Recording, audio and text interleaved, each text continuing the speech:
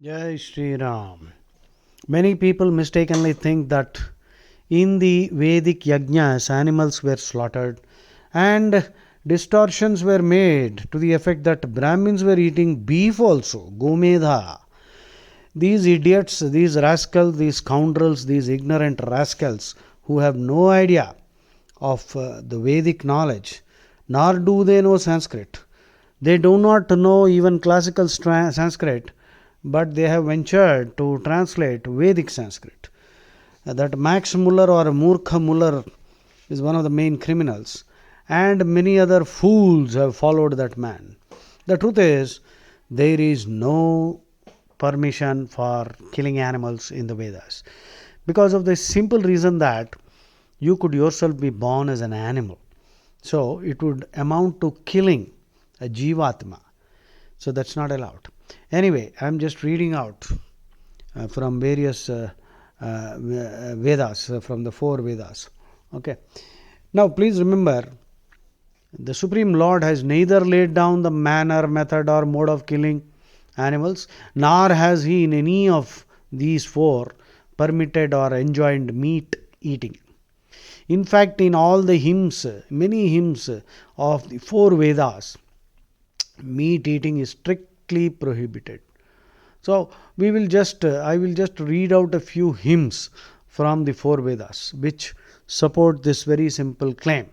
Right now, it is a sad fact that Swami Prabhupada in Bhagavad Gita as it is, in his commentary Bhagavad Gita as it is, Swami Prabhupada, the founder of ISKCON, unfortunately has in 2.31, second chapter 31st sloka in his interpretation, and in the 18th chapter 1848 in his purport, that is commentary, he, Swami Prabhupada, supported animal sacrifice.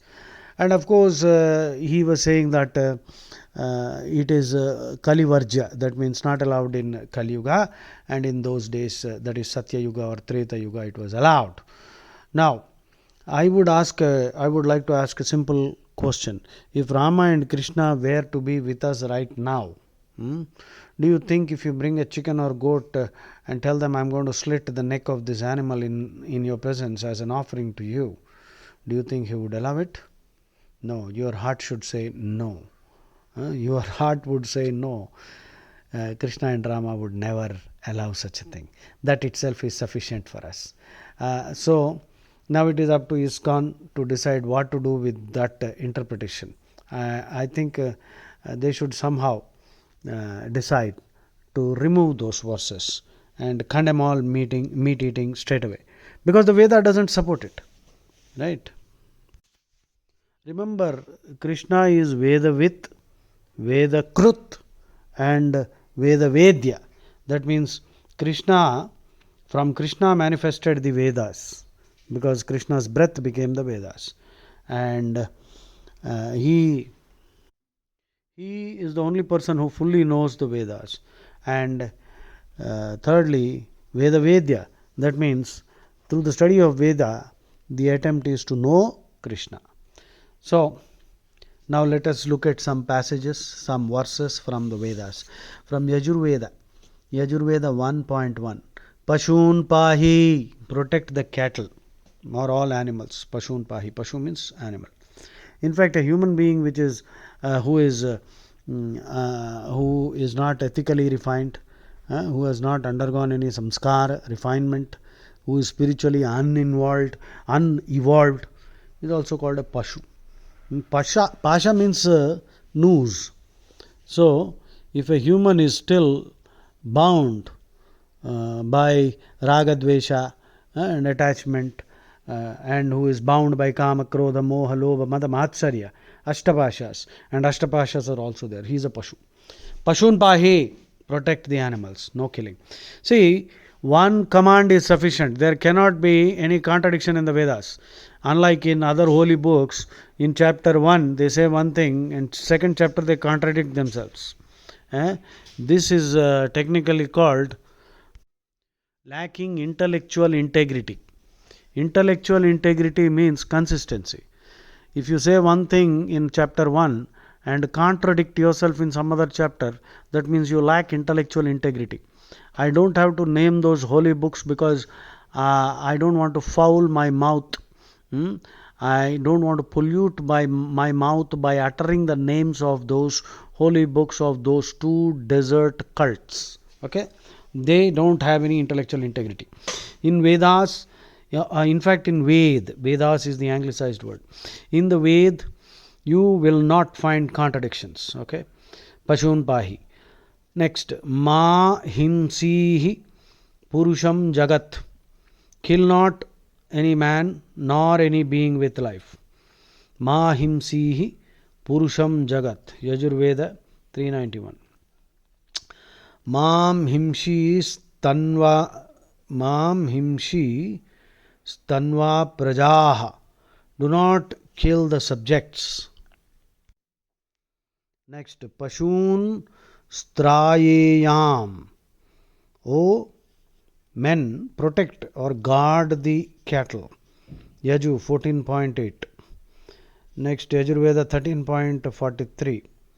Dvipadava Chatuspat Pahi. Dvipadava Chatuspat Pahi. Protect bipeds, protect the quadrupeds.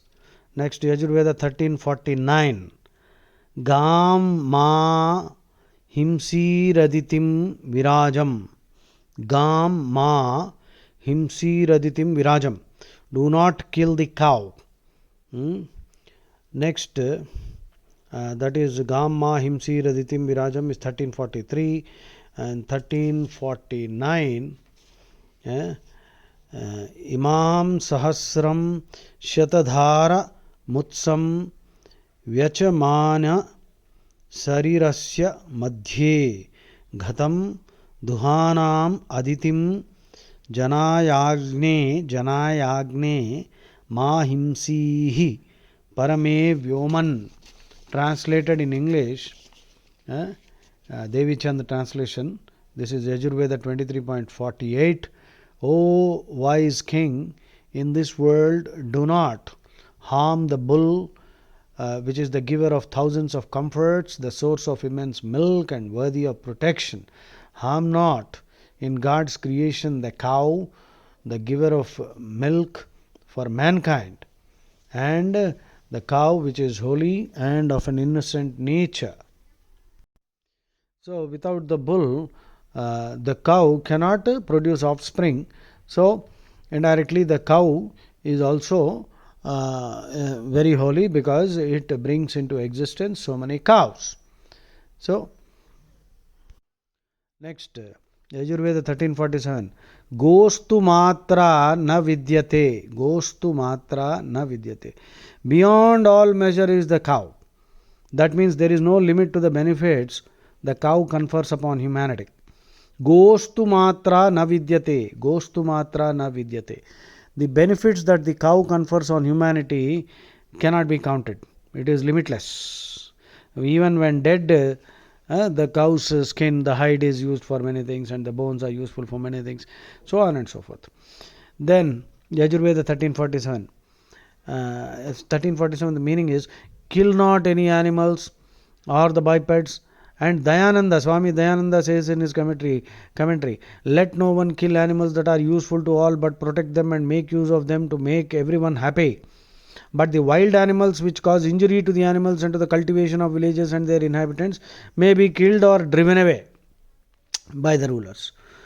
Imam mam himsi dvipada pashum sahasraksho medhaya chiyamanaha. This is Vedic Sanskrit. Okay.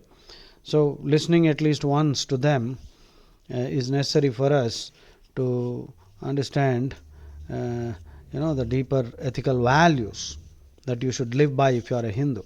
Unfortunately, many Keralite Hindus are eating beef. These idiots have no knowledge of the Ved and are not listening also. That is because they are influenced by communism. Okay, next one, Yajurveda 1350. The meaning is, O ruler, you have received education, do not kill the two-footed, that is the biped, and also do not kill men nor birds, do not kill the quadrupeds like cows and other animals, and Dayananda, Swami Dayananda in his commentary writes, O ruler, you should punish those wicked people who kill sheep, goat, camels, and other animals which are all useful to men. So there is no question of meat eating. Anyone who kills a sheep and goat must be put to death. So look at the Vedic injunction. Imam arnayu varunasya nabhim. Varunasya nabhi. That is the cow. Tvacham pashunam dvipadam chatuspadam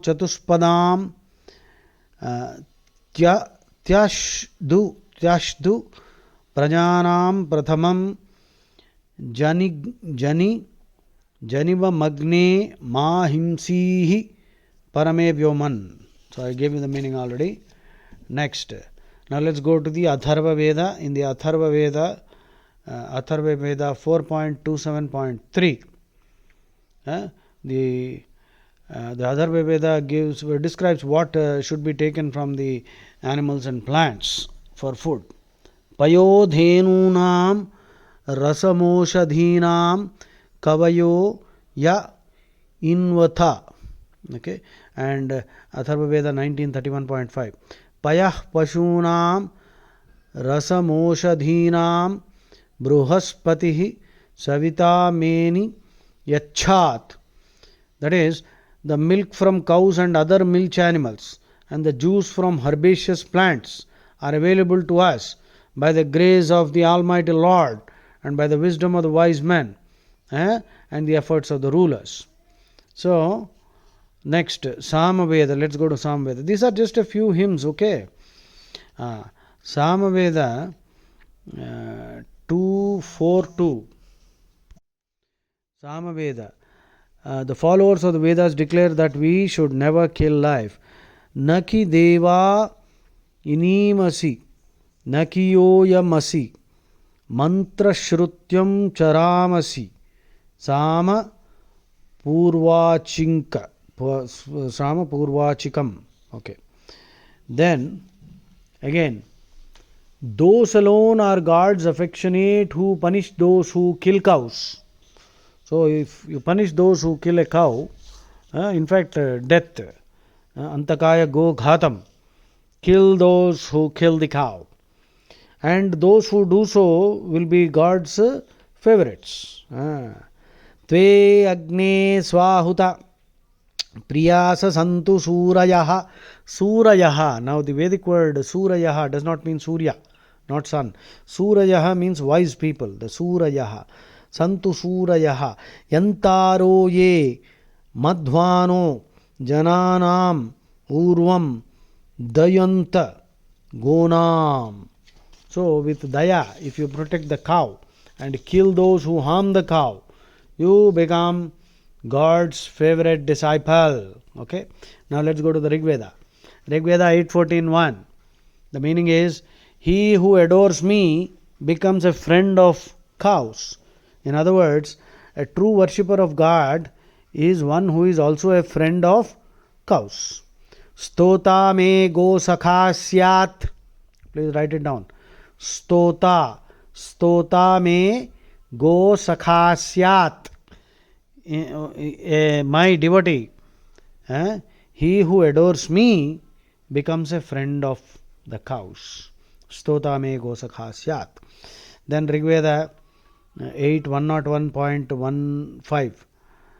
Pranuvocham chikitushe janaya ma gamana gam adithim vadhishtaha. Adithim means should not be cut into two. Next, God says that He commands all thoughtful people never to kill any cow because they are inviolate, sacrosanct, and should not be killed. Gam ma vrukta martyo damrachetaha. Then, next, punishment for killing cows. The Rig Veda 1087.16. He who partakes of the flesh of human beings, he who shares with the meat of animals like the horse, and he who robs the milk of the inviolate, sacrosanct cow is a monster and must be beheaded by the ruler. Now the instruction is very clear, must be beheaded. Those who eat human flesh, cannibals, or who kill a horse or who kill a cow deserve to be beheaded, decapitated. Rigveda 10.87.16. And who are those scoundrels who are saying that Vedic Brahmins were eating beef? Bloody rascals. Yaha paurusheyena travisha samanka yo अश्वेन पशुना यातु धानः yo अघन्यायाः भरति क्षीरमग्ने. Next, Rigveda 10.87.16. O king, you should cut off the head of one who kills the cow or takes away her milk. Okay. Yo aghanyaya bharati क्षीरमग्ने तेषाम शीर्षाणि harasapi brushcha. If they steal milk or kill the cow, the punishment is beheading, decapitating. Okay. Then Yajurveda 30.18, the punishment is antakaya go ghatam. One who kills a cow must be put to death. Antakaya go ghatam. Yajurveda 30.18. Next, Atharva Veda is prescribing the punishment. The king must exile those who try to poison or kill a cow. If anybody tries to kill or poison, he should be kicked out. He must be exiled, thrown out of the country. Visham gavam yatu dhana bharanta ma druschantam aditirtho durebraha parenadinva devaha savita dadatu. Vedic Sanskrit is so difficult. I am reading translations made by Swami Dayananda, the greatest Vedic interpreter ever in modern times. Next, Atharva Veda 1.1.64. It says, O man, if you kill our cow, if you kill our horse or even a man, human, we will, under the authority of law, shoot you dead. Of course, now it is left to your speculation. Shooting dead. That means they had bullets and guns and those kind of weapons too. Kaka Bhushundi. Bhushundi means a firearm. Kaka Bhushundi is a character in Ramayana. The word Bhushundi means a firearm like a gun. Okay. Yadino gam hamsi yadashvam yadipu purusham tam tva sisena vidhyamo yathano so aviraha. Now, thus we see that the Vedas prohibit the killing of cows in clearest terms and provide specific punishments for those who kill them. Not only this, but lest any room for doubt should remain in the minds of the readers, they use the adjective aghanya for the cow, which is an adjective used 21 times, aghanya, in the Rigveda. In the Rigveda, the cow is referred to as aghanya 21 times. Aghanya means one should not be killed or split into two. Aghanya occurs 5 times in the Yajurveda, 2 times in the Sama Veda, and 31 times in the Atharva Veda. Now, what does this adjective aghanya mean? I already told you. Never to be killed. And now it is not sometimes to be killed. Okay, get this clear. And any rascal who is saying that cows were killed, now you please bring him here. He needs a kick in the butt. Aghanya means never to be killed. It does not mean sometimes to be killed. In some Vedic yajna you can kill a cow. No. Nahanyate srushti kartum tvat nahanyak nishataha. The Srushtikarta has intended not to kill. The cows cannot be, should not be killed. They are sacrosanct. So there are many other verses which I am not reading because this is sufficient. In the Nirukta also the same meaning is given for this adjective. That is never to be killed, aghanya. Therefore, there can be no doubt that it is the command of the 4 Vedas that a cow must never be killed. And one who kills a cow should himself be killed by way of punishment for this Ghoramaina Papam, Mahapatakam. Now, it's a different matter that in course of time, coming in touch with flesh-eating nations, the Mlechas, some Hindus have acquired the habit of eating meat. Now regularly on Sundays, these fools are eating meat, and that too, meat sold by Mlechas. You are purchasing sin. పాపం మూట కట్టుకుంటున్నారా రే, పాపం మూట కట్టుకుంటున్నారా. హిందూ మాంసం తినకూడదురా, పాండవులు తినేవాళ్ళు, ఇదొక అబద్ధం. అన్ని అబద్ధాలు. కొంతమంది మహానుభావులు, మంచి పేరున్న వాళ్ళు కూడా కృష్ణుడు మాంసం తిన్నాడు, కృష్ణుడు క్షత్రియుడు కాదు నాయన, పైగా మాంసం తినడం ఏమిట్రా, నోటికి ఎంత వస్తే అంత వింటున్నారు కదా, పేరు ప్రతిష్టలు వచ్చాయి కదా అని చెప్పేసి పెద్దవాళ్ళు ఇలా మాట్లాడకూడదండి. వాళ్ళని నేను దూషించను, కానీ ఖచ్చితంగా అదేదో నోరు జారి అలా అన్నారు. ఆయన పేరు మీకు తెలుసు. కృష్ణుడు మాంసం తిన్నాడు, రాముడు మాంసం తిన్నాడు. అరే సరిగ్గా వేదం చదవండరా, లేకపోతే రామాయణం చదవండరా, భారతం చదవండరా. ఏమి చదవకుండా పేరు వచ్చింది కదా అని నోటుకు వచ్చినట్టు వాగితే వెరి వెధవులు ఇదే కరెక్ట్ అనుకుని అదే చేస్తారా నాయన. చాలా తప్పమ్మా, మాంసం తినకూడదు. మనుస్మృతిలో చెప్పాడు కదా, సముత్పత్తించ మాంసంచ అంటే ఏమిటి? మాంసం అన్నది ఎలా ఉత్పత్తి అవుతుంది అంటే, ఆడదాని మెన్సెస్ అయినప్పుడు బ్యాడ్ బ్లడ్, రక్తం అవుతుంది కదా, ఆ రక్తమే బ్యాడ్ బ్లడ్. ఆ బ్యాడ్ బ్లడ్డే, ఆ మెన్సెస్ బ్లడ్డే సోలిడిఫై అయితే మాంసం రా. అంటే నువ్వు సాలిడ్ ఫామ్లో మెన్సెస్ బ్లడ్ తింటున్నావా? ఛీ, ఎంత జుగుప్స పుట్టాలి, తలుచుకుంటేనే వామిట్ రావాలి. అందుకని ఆపండిరా నాయన, పాపం మూట కట్టుకోవద్దు.